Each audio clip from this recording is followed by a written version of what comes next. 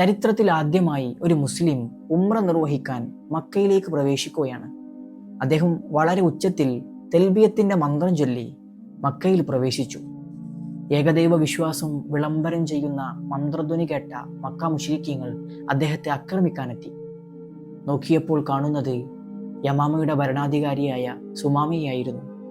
യമാമയുടെ ഭരണാധികാരിയെ ആക്രമിച്ചാൽ തങ്ങളുടെ അന്നം മുടങ്ങിപ്പോകുമെന്ന് ഉറച്ചു വിശ്വാസമുള്ള മക്ക മുശ്രിക്കീങ്ങൾക്ക് അദ്ദേഹത്തെ ഒന്നും ചെയ്യാൻ സാധിച്ചില്ല. പക്ഷേ മുസ്ലിങ്ങളോട് കടുത്ത ശത്രുത വെച്ച് പുലർത്തുന്ന മക്ക മുശ്രിക്കീങ്ങളെ ഒരു പാഠം പഠിപ്പിക്കാൻ തന്നെ സുമാമ തീരുമാനിച്ചു. അദ്ദേഹം കഅബാലയത്തിന്റെ അടുത്ത് പോയി ഇങ്ങനെ പ്രഖ്യാപിക്കുകയുണ്ടായി: ഇനി മുതൽ അള്ളാഹുവിന്റെ റസൂൽ സല്ലല്ലാഹു അലൈഹി വസല്ലമ തങ്ങളുടെ അനുമതിയില്ലാതെ യമാമയിൽ നിന്നും മക്കയിലേക്ക് ഒരു തരി ഗോതമ്പ് പോലും നൽകുകയില്ല. ഭക്ഷ്യവസ്തുക്കളുടെ വരവ് നിലച്ചു. ഉപരോധം കാരണം മക്കയാകെ പട്ടിണിയിലായി. വിവരം പ്രവാചകർ സല്ലല്ലാഹു അലൈഹി വസല്ലമ തങ്ങളുടെ തിരുസന്നിധിയിലെത്തി.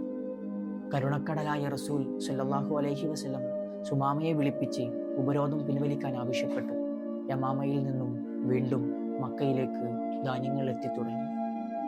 ഇന്ന് ഗസയിൽ 10,000-കണക്കിന് പിഞ്ചു ബാല്യങ്ങൾ ഭക്ഷണം ലഭിക്കാതെ വിശന്നു മരിക്കുമ്പോൾ നോക്കുകുത്തികളായ സാമ്രാജ്യത്വ ശക്തികളെ 6-ാം നൂറ്റാണ്ടിലെ പ്രവാചക അധ്യാപനം തോൽപ്പിച്ചു കളയുകയായിരുന്നു.